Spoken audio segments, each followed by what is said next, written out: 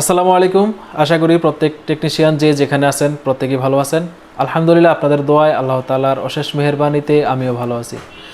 আজকের যেই ভিডিওটা শেয়ার করব এটা হচ্ছে আইফোনের একটা কমন সমস্যা নিয়ে, যেটা বর্তমান সময়ে সবচেয়ে বেশি দেখা যায়। তা হচ্ছে ফ্লাশ করতে গেলে ইরর সমস্যা, ইরর 40 ফ্লাশ করার সময় কি হয়, আপনার আইফোনটা ফ্লাশ করতে গেছেন, তো সেক্ষেত্রে কিছুক্ষণ আপনার ফ্লাশের পর্যায়ে আসার পরেই ইররটা চলে আসে যে ইরর 4013।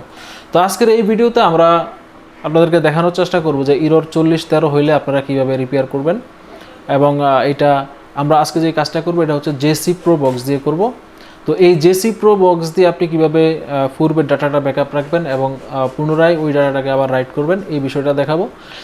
সেই সাথে এটার ন্যান্ড আইসি খোলা এবং লাগানো, এই প্রসেসগুলোও থাকবে এটাতে।